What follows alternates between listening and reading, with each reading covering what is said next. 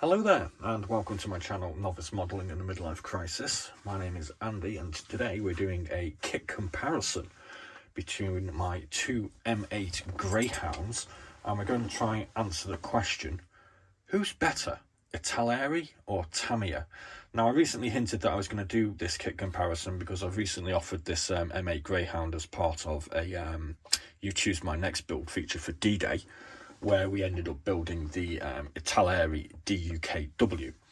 And one of my viewers did actually ask me the question, who is better, Italeri or Tamiya? I mean, as if I'd know. I mean, I'm just a novice who builds kits kind of okay-ishly. But it was an interesting question for me because I'd never actually built an Italeri 135 kit before. Well, I had done about 30 years ago, but that doesn't really count. I have built a few Tamiya 135s and I've always been quite happy with how they went together, this one being a Mark III Panzer. And I thought, you know, it added more impetus to me wanting to try to answer this question in my own novice-like way. I'm no expert, so don't take this as hard fact. I'm just going to look at the different sprues, the instructions and the different information that I've cobbled together in 20 minutes looking online and just to give you my humble opinion at the end of the day. That's all we're doing here. So, when I built the Italeri, I built this in roughly 24 hours and I was really happy. It went together really well. And I thought, yeah, Italeri, I've got a bunch of Italeri kits. I ain't got no problem building them. It was simple, it was easy, it was straightforward. It went together like a dream.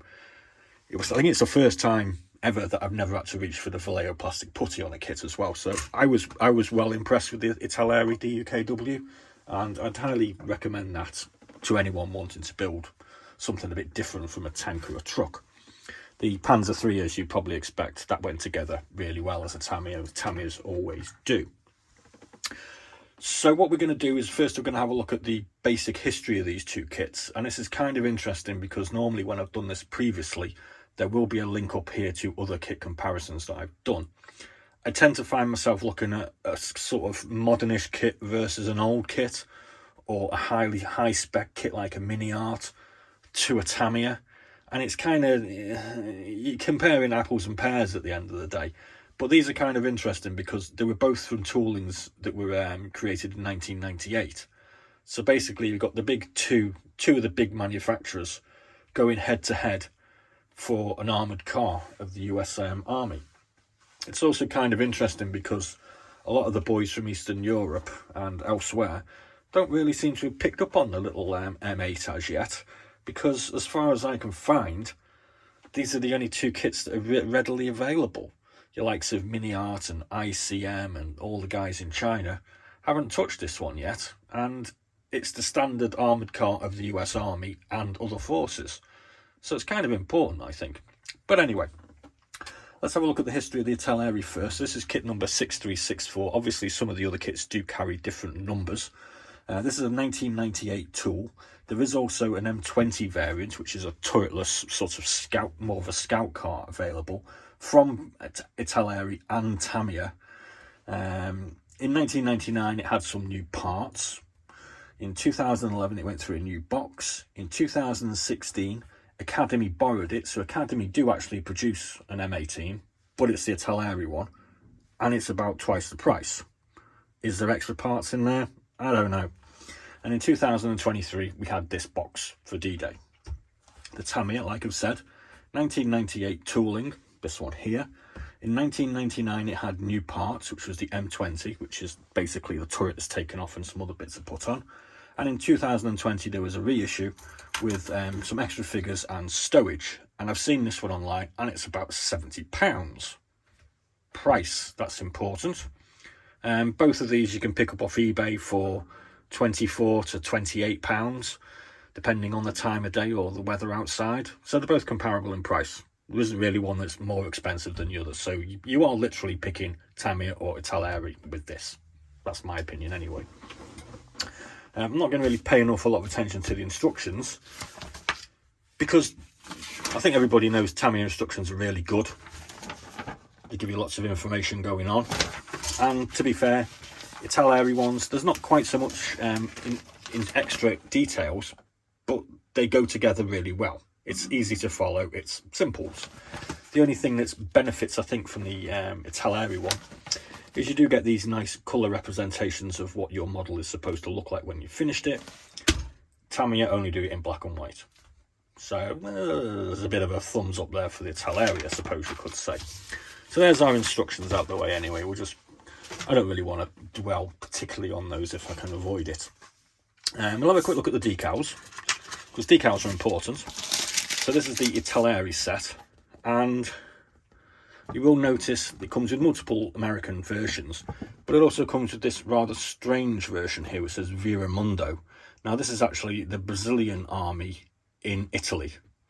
Now I didn't know the Brazilians really took part in World War II. I knew they were a belligerent ally of the Allies, but you do get the option to do this for the Brazilians, which is kind of interesting. It's interesting to me because I like doing the non-standard stuff if I can.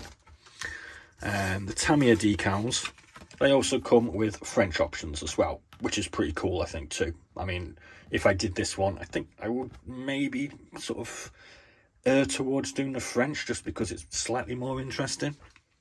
You will notice we do actually get a towing cable with the Tamiya, but it's a piece of string, and I know a lot of people like to replace this with a proper piece of iron, but that's a nice thought at the end of the day, isn't it? Okay, so Italeri, there's a couple of things that I have noticed that, you know, one kit has and one kit doesn't. The Italeri does benefit from a quarter of a sprue of stowage, so you get a whole load of bags and wraps, and you get, I think it's 8 jerry cans and a bunch of rifles. You don't get any stowage with the Tamiya one, not even a jerry can, which I kind of found a bit weird. There is no jerry cans on this at all. You do, however, get one figure, which is great. But, I mean, obviously, figures are easy to come by. Stowage, you can pay 20 quid for just stowage on anything. So, stowage, that's a stowage versus figure. I think I prefer the stowage, to be honest with you. There we go. So that's one for the Italeri. It's probably 2 for the Italeri now. Should we keep a count? 1, 2 for the Italeri. There we go. I'm just going through the Italeri first. Right, now, this is kind of a minus, I suppose you could say. The driver's compartment is different to the box art. So you can see on the box art here, we've got this driver's compartment with the driver's head peeking out. You don't get a driver with it, obviously. And when you look at the kit, where is it? Here it is. This is the driver's compartment here. It has top hatches, which are here closed. So obviously you can have these open or closed. But these parts, which our driver is popping his head out of, are closed. So if you wanted to have it open with a aftermarket driver, you'd have to cut those down. It's not that much of a problem, I suppose. It's probably easier to build that way. But, that's the box art. It should look like the box art Italeri. So that's a -1. The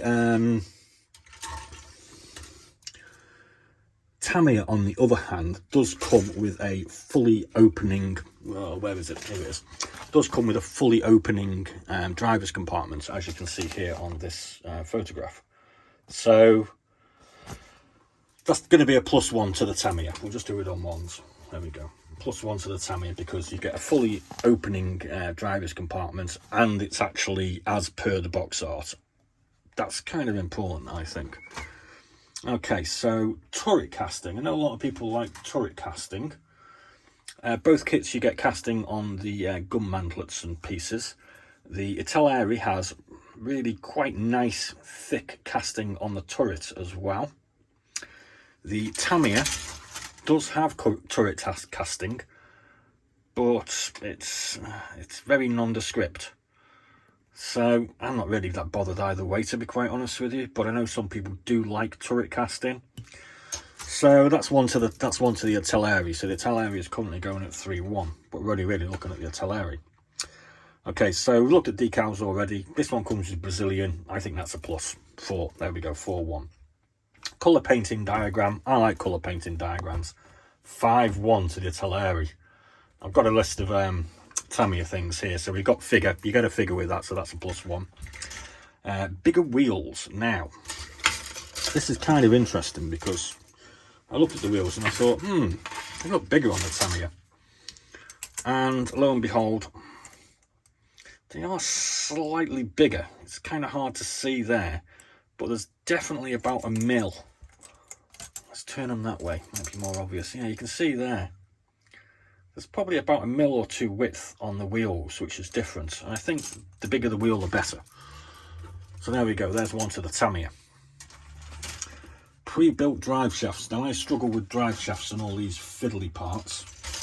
And where's the actual bit? Let's just find it. It's around here somewhere. Sticking on pause. Right, found it, there we go. So all the drive shafts, you can see here, all come as one piece. So it just sticks on the underside of the hull like that. Now that's a bonus to me because I hate doing fiddly bits. The Italeri, as you can see, it's all singular, so you have to build it yourself.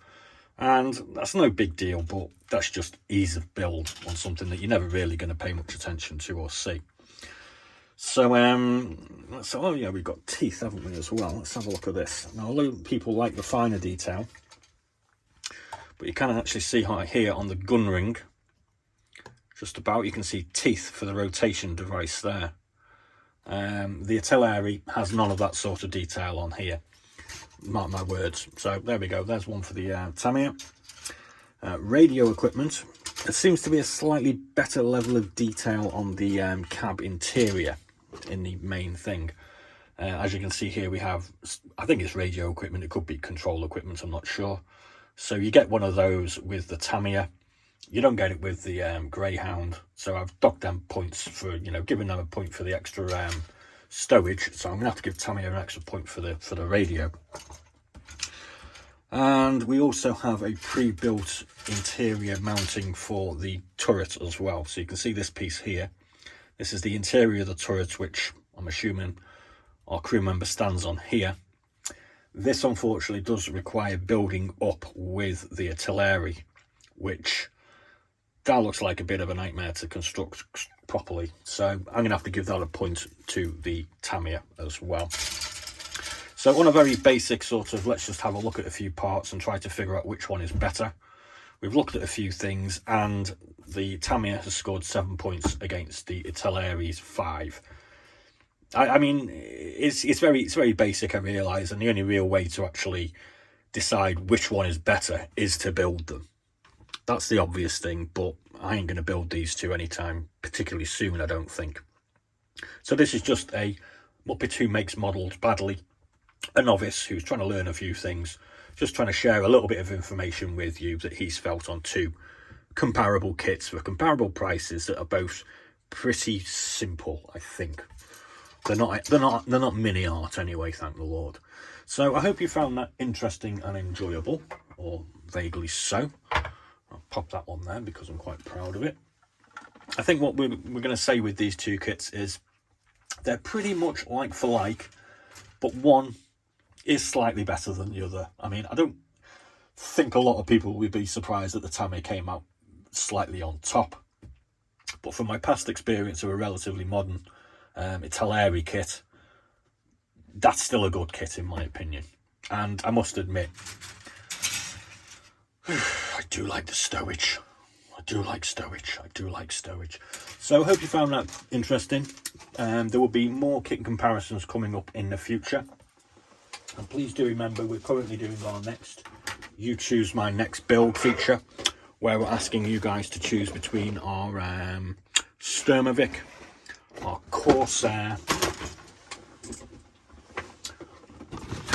our Stuka, our Mosquito,